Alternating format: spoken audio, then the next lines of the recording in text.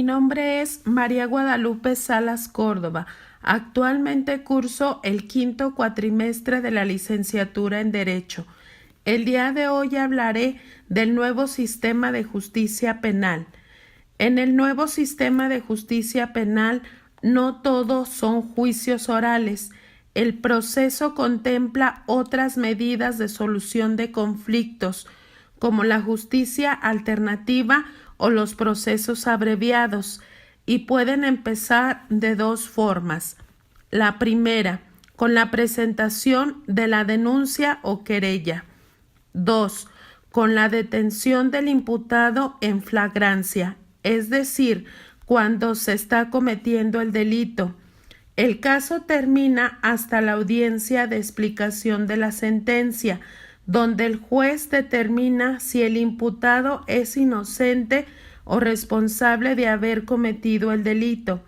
Aquí es importante señalar que en la nueva justicia penal se le nombra imputado a la persona que en un proceso penal es señalada probablemente de haber cometido un delito. Se hablará de cómo se debe de llevar a cabo las audiencias inicial, intermedia y de juicio oral, de procedimiento abreviado y las audiencias en donde se autoriza la suspensión condicional del proceso y los acuerdos reparatorios.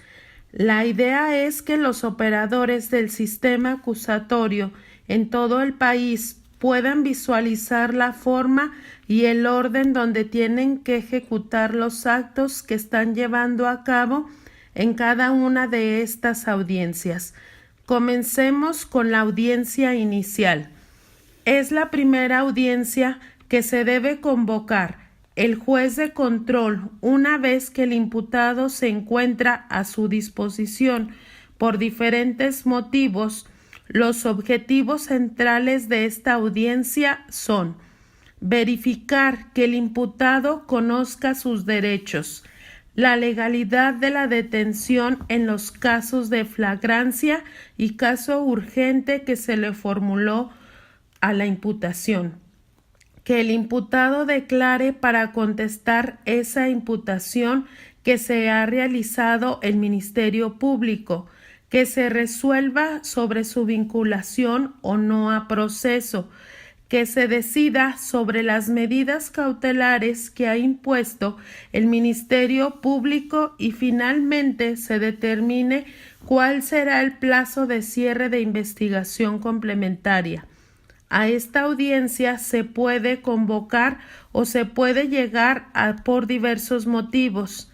El primero es cuando el imputado fue detenido en flagrancia. Los supuestos de flagrancia en el Código Nacional de Procedimientos Penales están previstos en el artículo 146 en estos casos. El imputado, una vez que ha sido puesto a disposición del Ministerio Público, éste deberá ponerlo a su vez a disposición del juez de control en un plazo que no exceda de las 48 a las 96 horas a las que se refiere el párrafo 10º del artículo 16 de la Constitución Política de los Estados Unidos Mexicanos. Nos dice el Código Nacional en el artículo 308 que una vez que ha sido puesto a disposición, en este caso, el imputado, el juez de control debe convocar inmediatamente a la audiencia. El segundo supuesto por el cual se puede llevar a cabo esta audiencia inicial es porque el imputado fue detenido con motivo de una orden de detención girada como caso urgente por el Ministerio Público, ejecutada. Esta orden, dice el Código Nacional de Procedimientos Penales, que el Ministerio Público y la policía procurarán poner de inmediato o en el menor tiempo posible al imputado a disposición del juez de control. Mismo supuesto, puesto a disposición del juez de control, el imputado deberá de convocar a una audiencia inicial.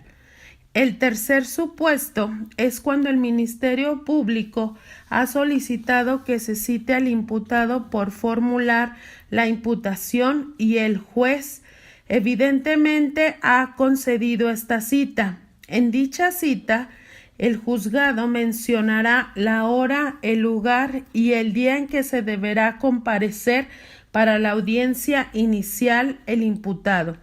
Si el imputado ese día y a esa hora no comparece a la audiencia inicial, el Código Nacional establece que el juez podrá girar una orden de comparecencia por medio de la fuerza pública o una vez que ha sido sustraído por medio de la acción de la justicia, podrá girar una orden de aprehensión en su contra.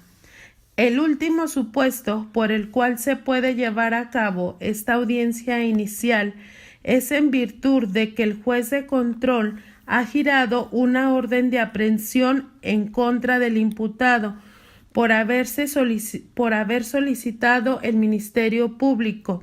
Ejecutada esta orden, los policías que la ejecuten tienen la obligación de poner a su disposición del juez de control inmediatamente al imputado aprehendido para que el juez de control convoque a la audiencia inicial.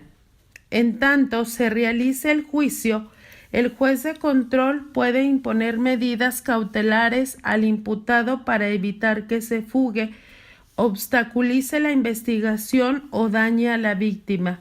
Muchas medidas pueden ser asignarle una fianza, prohibirle acercarse a la víctima o testigos o salir de la ciudad donde se llevará a cabo el juicio, entre otras. En la etapa intermedia, si el Ministerio Público considera suficientes pruebas para poner que el imputado es culpable, presentará su acusación ante el juez. En esta debe agregar la lista de testigos y peritos o expuestos o expertos que desea que declaren en el juicio para comprobar la culpabilidad del imputado. Aquí se desarrolla un debate ante el juez de control que el imputado y la víctima, a través de sus abogados o por ellos mismos, proponen las pruebas que presentarán en el juicio. En ese momento, el juez de control debe decidir cuáles se admitirán. En el caso de delitos menores, se pueden aplicar salidas alternativas que permitan encontrar una solución al conflicto sin llegar a juicio y que ayudarán a determinar el proceso en menor tiempo. Además, sirven para que el imputado acepte su culpa y repare el daño ocasionado a la víctima. De no ser efectiva una salida alterna o si la víctima no requiere mediar, se continuará con la siguiente fase, es decir, el juicio oral. Esta tercera etapa es una audiencia pública en el que el Ministerio Público y la defensa debaten sus posturas. La controversia es presidida por el Tribunal de Enjuiciamiento, integrado por 1 o 3 jueces, según lo determine cada entidad federativa del país. El juez de juicio oral debe escuchar a las partes y valorar las pruebas que se desahogaron en los interrogatorios. Después dictará la sentencia que determine la culpabilidad o la inocencia del imputado, la cual tiene que ser leída y explicada de una manera clara y precisa para el acusado y la víctima. Recordemos que el debido proceso penal es un derecho humano.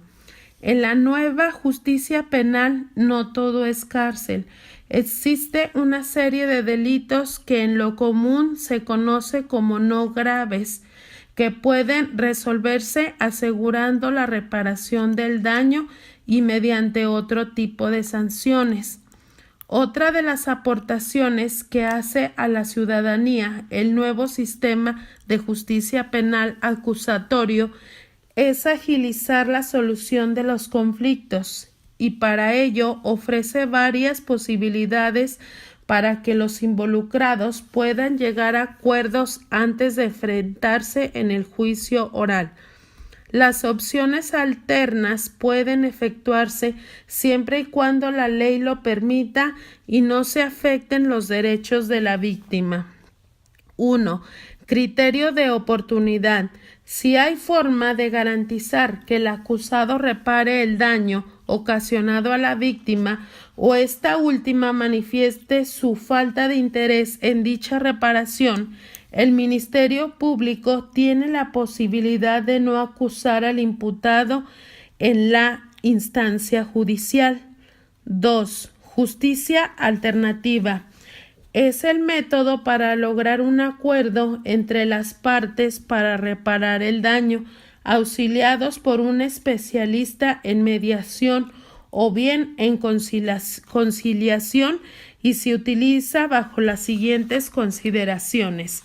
Siempre y cuando el acusado no haya celebrado anteriormente otros acuerdos con cualquier persona por la misma causa, es decir, que no se abuse de este beneficio, llegando a acuerdos y evite siempre el juicio.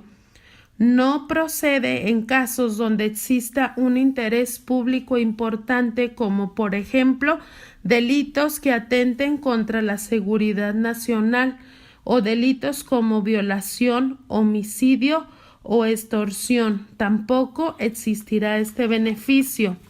3. Suspensión condicional del proceso. La persona que por primera vez cometa un delito no grave podrá solicitar al juez de control suspenda el juicio a cambio de aceptar su culpa, comprometerse a indemnizar por el daño causado y asumir las condiciones que le imponga el juez. 4. Proceso abreviado. Consiste en la oportunidad que se le otorga a un imputado de aceptar su responsabilidad, evitándose realizar un juicio más largo que genere desgaste emocional y económico a la víctima. En ese momento, el imputado inicia el proceso de reinserción social al responsabilizarse de sus actos. Por esta razón podrá recibir una pena menor a la que corresponde de acuerdo a la ley. La diferencia con la suspensión condicional del proceso es que ésta es anterior al juicio y no se llega a una pena de prisión. Y el proceso abreviado se discute ya en el juicio y existe la disminución de la pena de prisión.